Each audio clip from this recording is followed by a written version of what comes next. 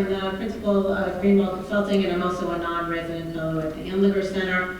When I was in residence here at Princeton at the Anliger Center last spring in 2018, I wrote a paper with Alan Kornhauser, and it's called It's Up to Us, Policies to Improve Climate Outcomes from Automated Vehicles. And you can find the paper in the Journal on Energy Policy. That's a big journal in my world of energy policy, so if people can't find it, let me know, and be sure to get you access to it. It just came out a couple of months ago. Overview of my talk. Environmental imperatives are not what's motivating vehicle automation. The promise of automated vehicles is greater safety and mobility, and that's what most of the conversation is about, and that's what most of the motivation is. But the question is, how do we achieve this promise while reducing greenhouse gas emissions? And this is the big question that Alan and I wanted to address. What's at stake? What do we want to encourage and what do we want to discourage? And what are the policy options? So what's at stake? We heard a little bit about this from the other Greenwald, Andre Greenwald, no relation, different spelling. We talked a little bit about how emissions could go either way. And there's been some work on this, not a ton, but several studies. One of them was a three national lab study, and they found that emissions could get anywhere from a 60% reduction to a tripling of car and light truck energy use by 2050. So really could go either way, and it could be dramatic.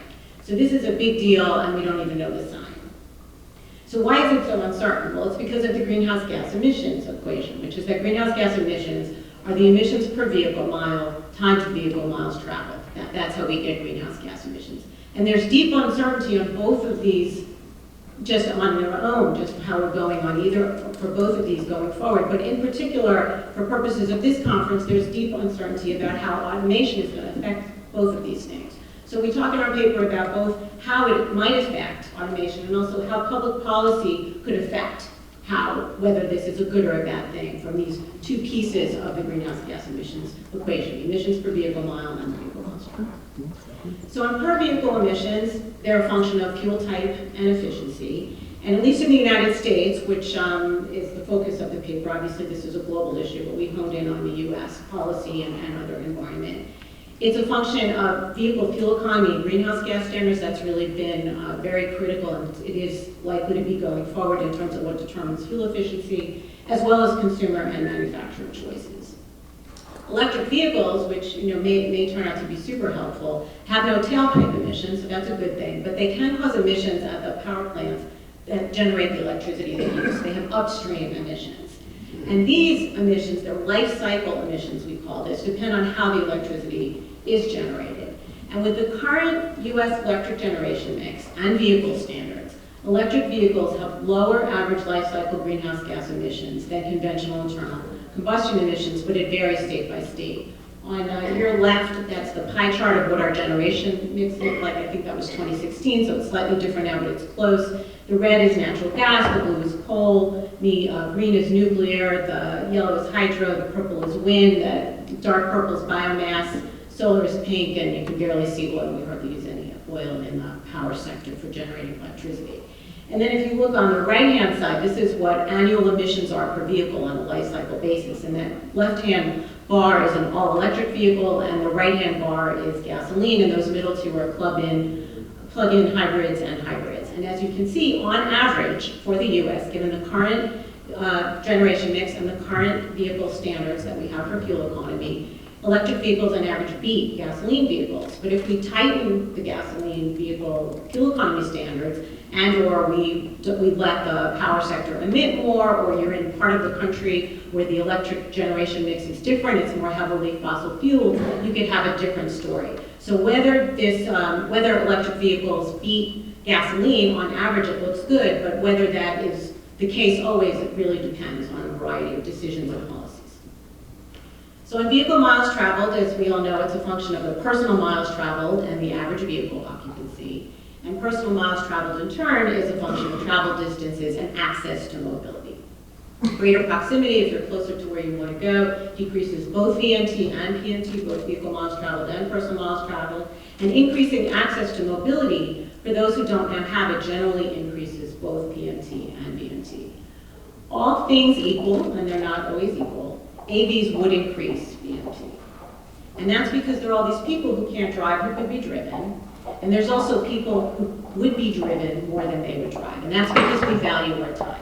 We would rather have the ability to have somebody else do the driving, and then we can play with our phones or do work, whatever it is we want to do with our time. That time is super valuable to us. So if given that the time is so valuable to us, we'll be willing to stay in a car longer if somebody else is doing the driving. But ride sharing, and we've talked about this here and there in the different presentations today, can increase personal miles traveled without increasing the MT. And that's the key to making sure we increase access to mobility, but still protect the environment. Because we don't want to not increase access to mobility. We want that goal, that's an important goal, but we also want to reduce greenhouse gas emissions. So that's a key part of how you reconcile this with respect to VMT. With respect to the per vehicle emissions, the other key part of the equation, the key thing is our vehicle fuel economy standards. At least in the US context, that has been our most successful policy. Other countries may be able to do better with things like pricing, but given our political system, our biggest success has been on vehicle fuel economy and greenhouse gas standards. It's been a huge success story. And this shows that the fuel economy improvements that happened after the mid-70s when the fuel economy standards were put in place broke the link between vehicle travel and fuel use.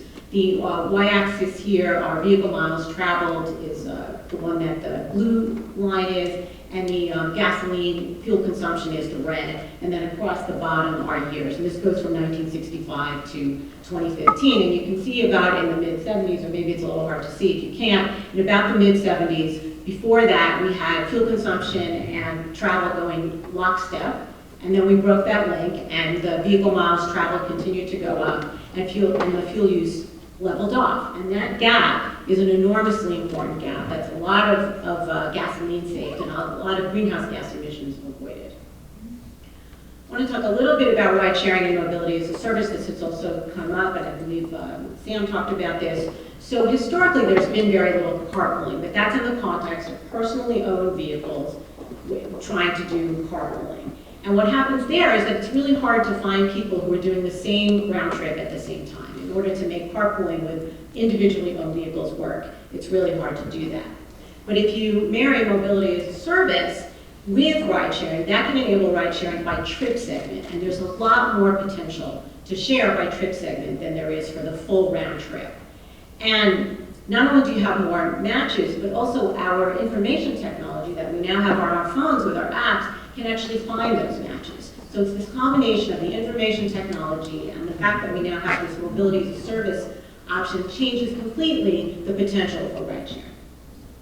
So Alain Kornhauser and his students have been doing a lot of work on this, and they do a lot of simulations of ride sharing potential. And we have about 1 billion person trips a day in the US on a typical day. And what they've done is that they've done simulations where they strategically locate an automated taxi stop. So it's a place where a taxi that's an automated vehicle would stop. And they figure out, based on where all the origins and destinations are of the trips around the country, whenever you have somebody who's arriving within a 5-minute walk of an autonomous taxi station, and it's also within 5 minutes of somebody else who's arriving and going in the same direction, they have the potential to share a ride. And when you do that simulation, you find that the ride-sharing potential is enormous. And even rural areas have substantial ride-sharing potential. This surprised me, but it turns out that in rural areas, there's a lot bigger travel distances, but there's also fewer places to go. So often, if people are going somewhere, many of them are going to the same place. You actually have huge potential even in rural areas, which surprised me. And this is the result of some recent work that Alan and his students have done, and he can give you the citation, I don't have it. And I think it might be forthcoming, but I'm not sure. And so this is percent vehicle miles traveled decrease from autonomous vehicle ride sharing. And the very last bar at your right-hand side is the USA average. So on average, we think we can get about a 45% reduction in vehicle miles traveled from ride sharing combined with autonomous vehicles. This is enormous. And then these individual bars are individual state by state. And like the first one on the left is Arizona, which is over 50%. For some bizarre reason, DC is the lowest at less than 30%. I think that might be a data problem. But across the states, we have many, many different states with different types of geography and different degrees of urbanization, and the potential is enormous. New Jersey is like 1, 2, 3, 4, 5, 6, it's like 7th in, and that's got in the high 40%. So this is enormous. We have to realize that potential, and that has practical implications, but the potential is enormous to be a good thing for the environment. I want to say a couple things about fleet ownership. Fleet-owned vehicles are utilized much more than individually owned vehicles. As I think we learned last year, individuals tend to use their vehicles only about 5% of the time. Individually owned vehicles spend about 95% of their time parked.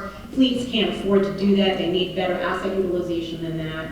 And so fleets are really, really concerned with fuel costs, and that favors efficient vehicles and electric vehicles. And this is important because that's good for the environment. That's not really necessarily why they're doing it. Some of them may be environmentally aware, but it's really to save money, and their desire to save money gives you a better environmental outcome.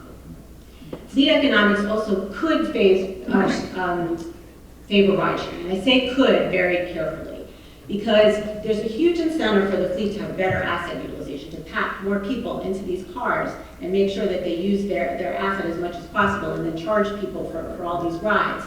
But how much they can do ride sharing depends on what you and I choose about ride sharing. If we're not willing to ride share, or if we're only willing to ride share at a very, very steep discount, such that they can't make money, that's a problem. So this is it takes two to tango on ride sharing. We need the fleets to want to provide the mobility, and they're interested in doing that. But we have to be willing to ride share in order for this to work economically.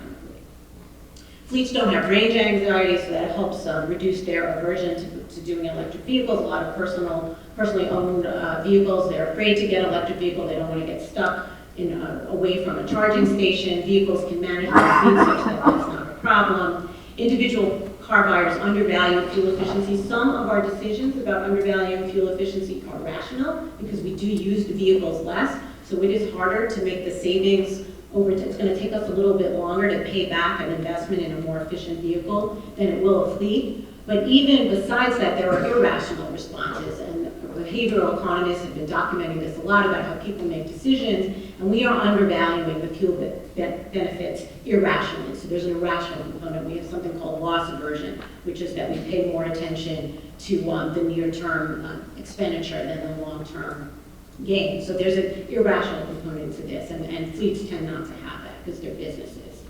And fleet ownership also motivates enabling and matching riders' needs with vehicle size and functionality so that you can get overall a more efficient fleet, because individuals often buy vehicles that have functionality they don't need most of the time. So on the policy options, I've talked about the fuel economy and greenhouse gas standards, which are absolutely critical. We need tougher standards. Unfortunately, from my perspective, the Trump administration is planning to roll back our vehicle fuel economy standards, whereas the trend before that, the Obama administration was strengthening them. I think this is a big problem.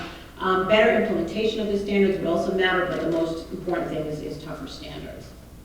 Zero-emission vehicle mandates like California have are important. We don't want to mandate zero emission for everyone, at least not yet. That would be too expensive. But having a small percentage of the fleet required to be zero emission drives the technology, drives innovation, and then accelerates the time until when we all can afford these things. So these are important components, and they work complementary to the standards. Clean vehicle tax credits have been super important in getting zero-emission vehicles into the market. Tougher electric power plant standards matter because of that chart that I showed earlier, because if we have a cleaner power sector, then we'll have cleaner electric vehicles because of the power that they use. That's another arena where the current administration is planning to roll that back. High carbon fuel taxes would be great if we could enact them. And public investment and incentives for charging and refueling infrastructure can be super important. And low carbon fuel standards is also a policy that I can elaborate on later because we don't have time right now, but that's also a policy that California and some other states have been adopting. Policies to encourage fleet ownership. So as I mentioned, this fleet ownership thing is good for the environment. So how might we encourage this? And we can either encourage fleets to own them, we can discourage people from owning them, or we can require them to be fleet owners. There's lots of different options. So you could have a special license that you have to own a driverless vehicle. You could allow only fleet operators to own and operate these. You could impose high registration fees for personally owned driverless vehicles. You could provide lane and priority access for fleet-owned vehicles, and you could establish rigorous maintenance standards that are prohibitively costly for individuals. This also may have other benefits like safety if you really want the fleets to be the ones to run these things, at least particularly, at least initially.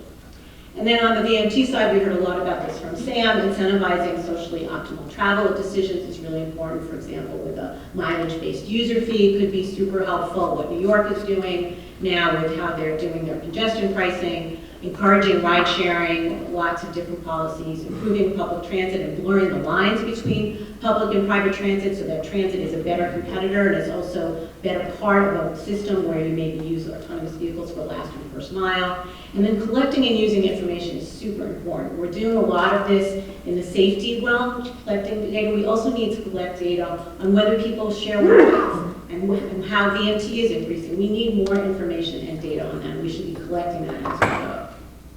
Some examples of policy options that encourage ride sharing are economic incentives like ride sharing tax incentives for transportation network companies and the riders so that we're more willing to share because our willingness to share really matters. Restrictions giving priority access for high occupancy vehicles like parking privileges, designated lane zones or curbside pickup and drop-off points. And then ride sharing anxiety reduction, information sharing about fellow passengers. Maybe we'd be more willing to get into a car with no driver, with a stranger, if we knew something about that stranger before, and we could sort of pre-screen people we're willing to ride with. Security cameras could be really helpful. Information really matters. Public service announcements, mobile apps, perhaps that tell us if we ride share our carbon footprint would be lower, and maybe people would actually care about that. And so at least some people would, and that could make a difference. So the bottom line is that our emissions are up to us. This really could go either way. So it depends on the private decisions we make and the public decisions we make, what will happen. If we really want to have this be a good thing for energy environment, we have to be activist about it. We have to take action both collectively and individually. And so our emissions are up to us. And that's all I got.